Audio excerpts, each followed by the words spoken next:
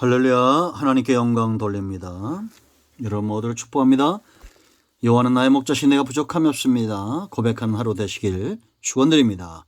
여호와 일의 축복이 오늘도 예비되었습니다. 오늘은 모세의 주변 사람들 가운데 그의 아내 했던 십보라를 좀 묵상하길 원합니다.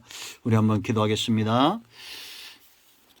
영광과 감사와 존귀가 하나님께 있습니다. 온 마음으로 하나님을 사랑하며 주의 음성 듣기를 사모합니다. 은혜를 사모하는 모든 주의 백성들을 하나님 기억하시고 오늘 이 말씀을 통해서 하나님의 선하신 뜻을 분별하며 믿음에 서는 시간 되게 하옵소서. 악한 원수마귀가 틈타지 않게 하시며 종을 낮추시고 겸손하게 하시고 오직 하나님의 선하신 뜻의 통로가 되기를 원합니다. 주님 오실 날에 이 마지막 징조들 사람들 속에 분명히 보여주고 있는 이런 음란하고 탐욕 가득한 세상 가운데 우리가 주님을 향한 순전한 신앙의 삶, 세상에서 나와 하나님께 속하는 구원받은 자로서의 삶을 출애굽기를 통해서 다시 한번 점검하고 회복하는 귀한 시간이 되게 하옵소서. 예수님의 이름으로 사모하며 축복하며 기도합니다. 아멘. 성경에서 십보라란 이름은 딱 출애굽기에 4번만 등장합니다. 그 외에는 다른 성경에 등장하지 않습니다.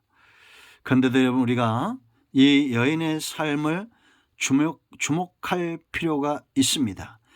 하나님께서 아무런 이유 없이 모세에게 이 미디안 이방에 살고 있는 이 여인을 만나게 하셨을 이유가 없기 때문이죠. 여러분, 저와 여러분의 삶은 수종드는 자입니다.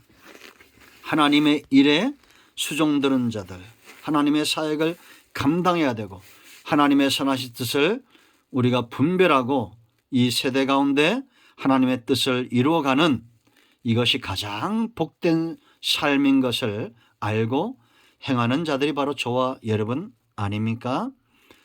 그렇다면 우리의 삶에 기력이 쇠하지 않고 오히려 기쁨과 찬송과 감사와 신앙의 고백들과 기쁨으로 떡을 떼며 헌신하는 삶이 있어야겠죠.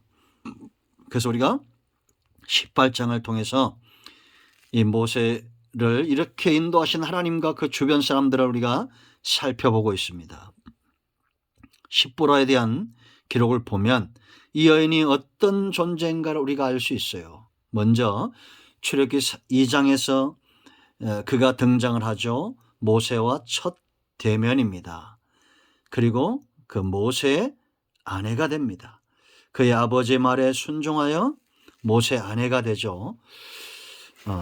그가 얼마나 순종적이고 질서를 쫓아 사는 자인가를 우리가 잘 알 수 있습니다. 여인의 몸으로 양떼를 이끌고 그 집안의 양떼를 이끌고 우물가로 갔다가 다른 목자들에게 어려움을 당할 때 모세의 도움을 받고 아주 드라마틱한 장면이 연출이 되죠. 그리고 집으로 돌아옵니다.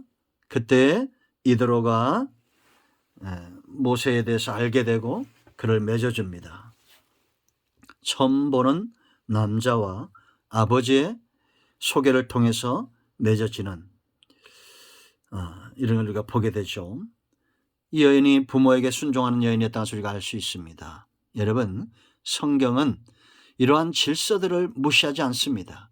가정에서 자녀는 부모에게 순종을 해야 되고 아내는 남편에게, 남편은 그리스도에게 순종적인 그런 가정들이 반드시 복을 받게 될 것입니다. 그런가 하면 또 어디 등장하냐? 4장에 등장합니다. 4장에 모세가 이제 명령을 받고 애굽으로 내려가죠. 그런데 모세가 누구랑 동행합니까? 자기 아내 십보라와 두 아들을 데리고 갑니다. 그런데 숙소에서 만나서 여호와의 사자가 모세를 죽이려고 했어요. 왜냐? 그의 자녀들이 할례받지 않았기 때문입니다. 그때 십보라가 돌칼을 취해서 자식들의 표피를 베고 당신은 내게 피난편이라고 말합니다. 이건 할례를 인함이라 때문이다라고 26절에 그렇게 말하죠. 할례가 이만큼 중요합니다. 여러분 우리가 사장에서 공부했죠. 모세는 하나님께 능력을 받은 사람입니다. 소명을 받은 사람이에요. 80년간 연단된 사람이에요. 그런데도 그의 자녀들이 할례 받지 않았다고 해서 모세를 죽이려고 했다라는 겁니다. 왜 그랬을까요? 할례의 의미를 알아야 된다고 했죠. 할례라는 것은 내가 의지하는 것들에 칼을 대는 겁니다. 지금 모세는 마땅히 하나님을 의지하고 애굽으로 내려가야 되겠죠. 그가 십보라나 가정과 그 아들을 의지해서는 안 되는 존재입니다. 이제 모세는. 그리고 그의 자녀들을 할례 받은 자로 이제는 자기 자신과 세상과 그 어떤 것도 의지하지 않고 하나님을 의지하는 백성으로 살도록 철저하게 자기 부인하고 하나님을 의지하도록 하는 것이 할례였다라는 겁니다. 이 지혜로운 십보라의 행동이 모세와 그 가정을 살려냅니다. 여러분 사도행전 5장에서 한 가정이 망하죠. 아나니아 삽비라입니다. 왜 그렇습니까? 할례 받지 못한 가정이기 때문입니다. 논을 팔고 밭을 팔고 그 절반을 감추는 겁니다. 그 절반만 사도 앞에 갖다 놓죠. 왜 그렇습니까? 욕심, 탐욕 때문입니다. 그 탐심 자체를 잘라내지 못했기 때문에 결국은 그 가정이 화를 당하는데 아나니아나 삽비라나 아내나 남편이나 똑같이 할례 받지 못한 상태에 있었다라는 거죠. 여러분 이게 돈을 많이 바치라는 얘기가 아니에요. 가정에서 누구 하나 십보라처럼 할례 받은 자가 되어서 하나님을 철저하게 의지할 때에 그것이 바로 지혜고 그것이 바로 가정을 살리는 현숙한 여인이다라는 것을 제가 지금 말하는 것입니다. 그 세 번째 또 중요한 이유가 있어요.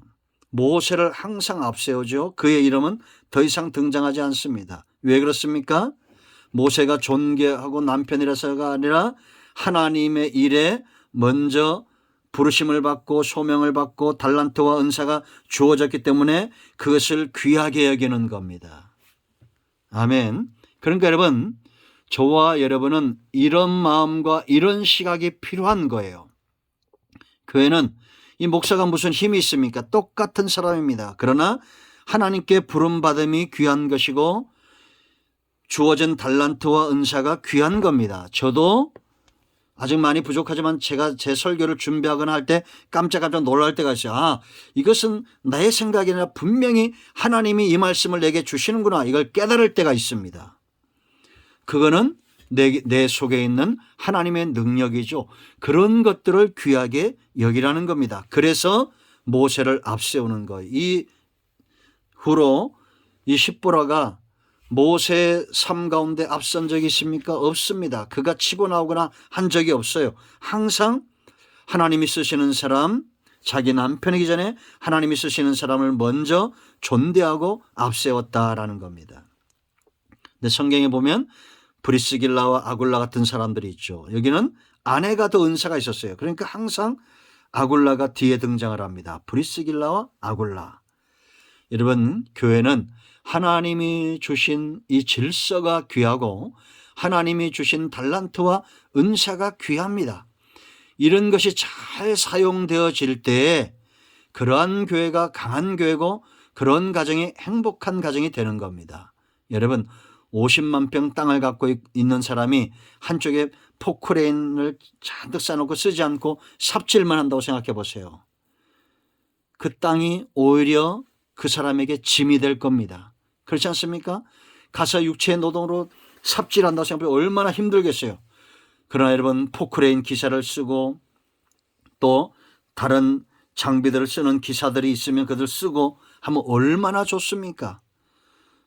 우리 교회와 제가 섬기는 모든 영역이 이와 같이 되기를 바랍니다.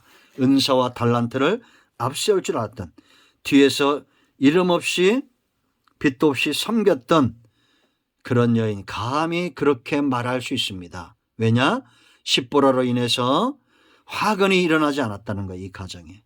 여러분 그러므로 저와 여러분 모두가 십보라처럼 지혜와 현숙함이 있어서 질서를 소중히 여기고 하나님이 주신 부르심의 소명과 달란트 원세를 소중히 여겨 기꺼이 할례받은 백성이 되어 탐심과 교만과 자만을 다 꺾고 가정을 살리고 교회를 부흥케 하고 나라를 살리는 일에 쓰임받는 우리 모두가 되기를 축복합니다.